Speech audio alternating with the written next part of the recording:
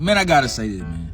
I am by far the most attractive guy on earth. But I ain't fucking ugly. Anyway, I really want to know why. Why these ugly? I'ma be nice. Why do you not so pretty women really think that y'all fuck with me? No, sweetie, it don't work like that. No, not one of them. I'm sorry. But I mean, listen. Hey, they got the confidence, though. Confidence is here. Confidence is out through the roof. You know what I'm saying? Move that confidence over there. Put it over there. See what JD and them talking about. Get that shit away from them. I'm screwed. The number one reason a lot of women do not show up online and also sometimes in their life is that they do not want to face being called ugly or unattractive. They don't want to have to deal with the comments that come their way when you put yourself out there as a woman. And on a recent TikTok live that I was on, somebody asked or made a comment about my appearance and the way I present myself on TikTok, in my videos and on TikTok Live. And one of the things I pointed out to them is that money does not care what you look like. You can be ugly, attractive, unattractive, whatever the words are. It really does not matter to money.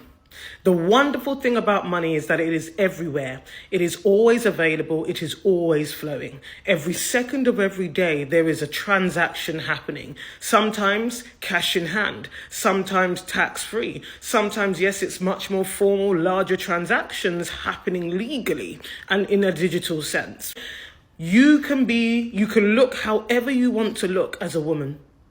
You can look however as you want to look as a single woman and still make money. And the point that I made on the live, which I think people weren't expecting, is that I have made money in all different states. When I was obese, I'm talking 120 pounds heavier than this, I was making my first 6 figures.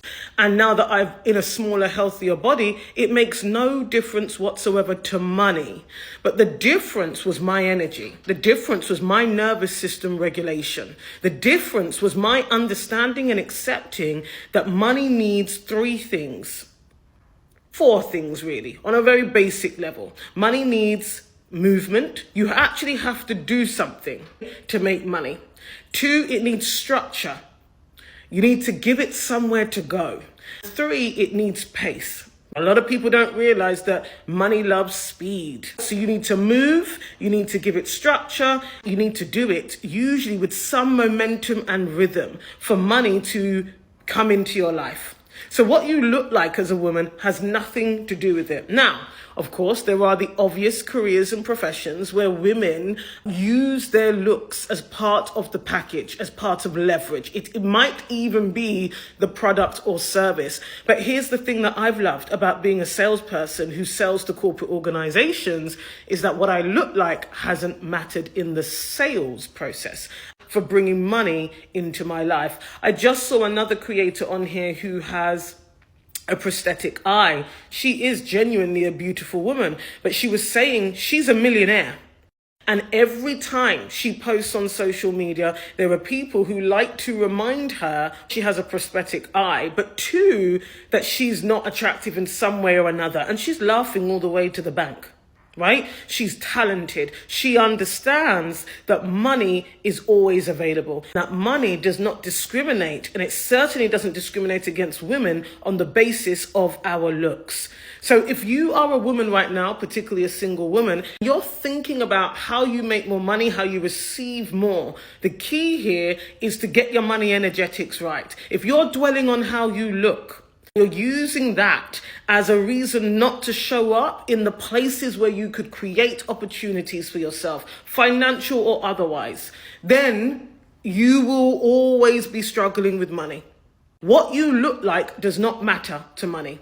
And this is the brilliant thing. When you're operating outside of patriarchy, when you're operating outside of the male gaze, women who are consumed with the male gaze, you don't have to worry about that. Money is freely and abundantly available to you, regardless of what you look like. So it's okay for y'all to call a woman ugly, but if she calls herself ugly, y'all mad. I'm just sitting here trying to process what exactly is happening. because I'm very confused of like, women are upset and bothered that this woman identifies herself. She feels that she's not a beautiful woman. She used the words, she believes that she's ugly. And the same black women who have no problem making videos dog walking, dog piling on another black woman and to tell her how ugly she is, it's insane. It is insane. So I think that the fake outrage is just what it is. Fake outrage. They don't really care. And this is why black women are the biggest jokes to walk on earth at this time. Happy Wednesday. This is the ugly girl method. Sometimes it's just good to sit back and learn from someone else. Viewer discretion is advised.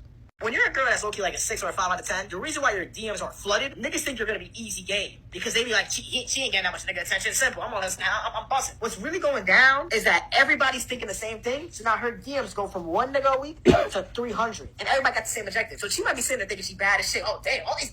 I'm not even trying today. I woke up, I brushed my teeth. All these niggas want to fuck me. Oh my God. But she doesn't realize that, yes, all these niggas only want to fuck you.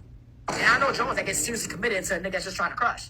Now, I think the young boy's logic is sound, but for the women that don't believe in what he's saying, I challenge you. Pick 3 guys in your DMs, exchange information, talk to them a little bit, but at some point in time, let them know that you are not giving it up until marriage. That's what you're waiting on. And let me know how far that interaction goes after you tell them that. Because I can assure you, it's not going to go very far. The women that swear they got motion because they got niggas in their DM trying to holler at them don't even realize that technically you guys are the new ugly girls. And here's why. Your value to the world is actually inflated. It's all fabricated interest by these men. They don't really want you. They're just trying to crack. Let alone what you really look like, because we all know everybody puts their best pictures up on Instagram. It's extremely hard to verify who you actually are if all of your results are in cyberspace somewhere. From a digital space, you're definitely like that, but when you go into the real world, not a goddamn thing happens. And if it does, it's from a whole bunch of guys that you don't find to be valuable at all.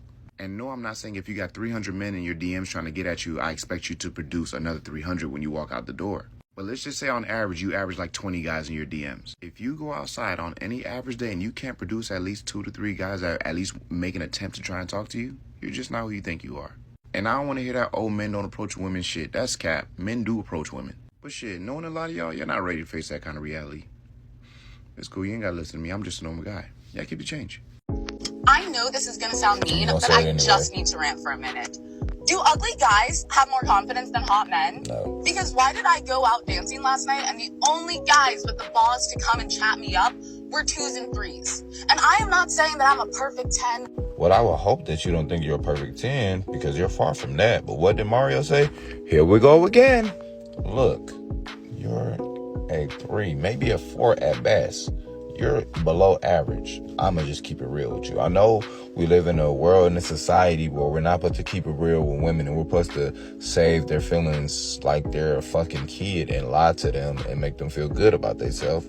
But you're not the most aesthetically pleasing woman on the earth. Your damn self. Like I said, you're a 4 at best. So there are gonna be guys who's actually on your level approaching you, because the more attractive guys are not going to approach you because you're not an attractive woman. 1 + 1 = 2. But y'all be thinking 1 + 1 = 28 or some shit. No. I know every woman think that they're beautiful, that they're a 10, but y'all are not all 10s. Hopefully y'all will wake up. I hate that the world lied to women so much, because back in the day, they didn't used to do that. Women that were less attractive knew that. As an ugly girl, last night we talked a little bit about, we actually talked about the three planes of existence. We talked about what the plane, good God. We talked about the mental plane, the physical plane, and the spiritual plane, and how you need to master all 3 of these to essentially transform from being the ugly girl into the powerful girl. And what I mean by powerful is having control over your life. Having control over your life in every single avenue, and pretty much being able to navigate reality in a way that is respectable to you, that feels like it reflects you, like it actually reflects the true you, the genuine you. Because if you're here and you identify as an ugly girl, unconventionally attractive girl or person, whatever, I know we have guys in here, hey, But if you are identifying, you are likely navigating in the projection. We talked about the mental plane. We talked about this last night. And if y'all didn't watch my other video that I dropped last night, y'all can go watch that. But I broke this down. Today we're going to focus on the mental plane more. So the mental plane, this is where your subconscious lives. Your subconscious is built for you from the ages of 0 to 7 years old. Okay, so think about the kind of lifestyle that you had from ages 0 to 7 years old. And when I'm saying age 0 intentionally, because I want you to think about the state that your mother was in, because this is epigenetics. Think about the state that your mother was in during her pregnancy.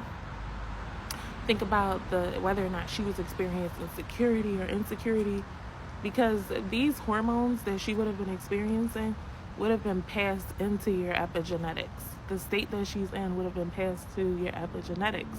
Okay, and those of y'all who don't know my story, y'all know that I was unconsensually born as a child, or unconsensually, conceived.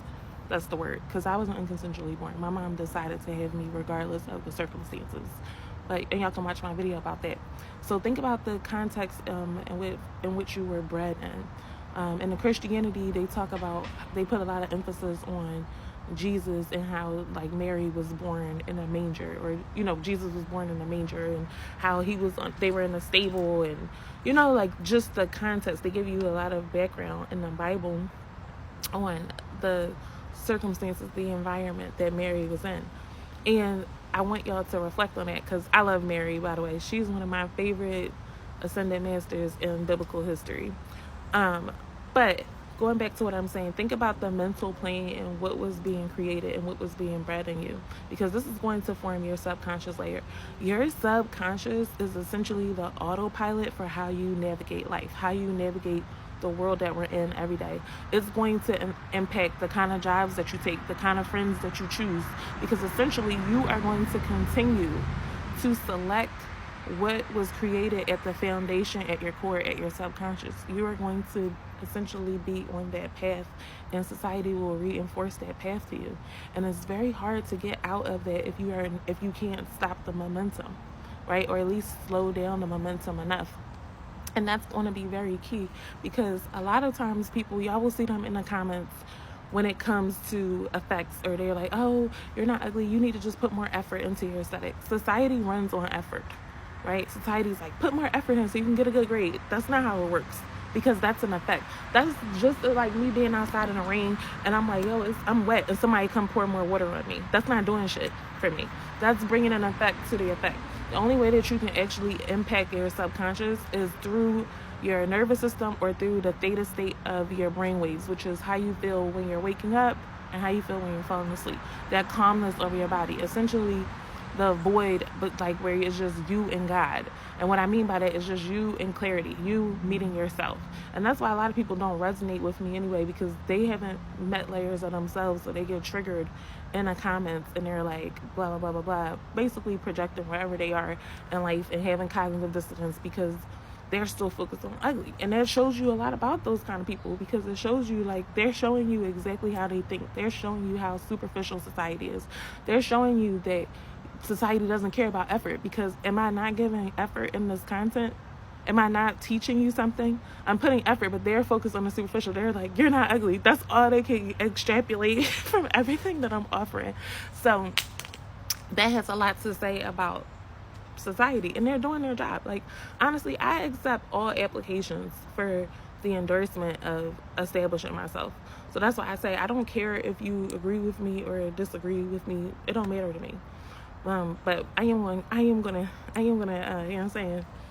So the only way that we can impact our subconscious, the only way that we can impact our mental plane, the only way that we can get to the root cause of the effects that we are living in our reality, in our lifestyles, in our friendships, in our relationships, in the places that we show up in, is by impacting our subconscious. And we can only do that through awareness, keen awareness, and clear commune between us and God. So silence. actual true silence where you're not hearing from anybody else in the world, so that you can see what those thoughts are that are there, because a lot of them are hiding in our behavior, and that's what insecurity look like. It looks like super masking. A lot of times it looks like super masking, because you're just like, I am not ugly, there's no way I'm ugly, I followed all the tips, I followed all the tricks, I'm on a maintenance routine, and that you'll feel like, again, people will bring up that effort, but the effort is not the language of the heart. And the heart is where we establish our life, where we establish what we attract is in our heart. It has nothing to do with our aesthetic and our superficial, but we are trained to think that way. We are actually programmed to think that way because society is very lazy. And society wants to keep everybody where they belong, in their boxes, so that society can run more efficiently. Because again, society is mechanical, it's not moral. And I tell you that over and over again to reinforce to you that if you continue on autopilot, if you continue to try to impact your effects with effects, you're not going to be able to navigate appropriately. But we're not focused on what you can't do. We're focused on what you can do. Because again, this is about transmuting whatever you have right now into power. Period.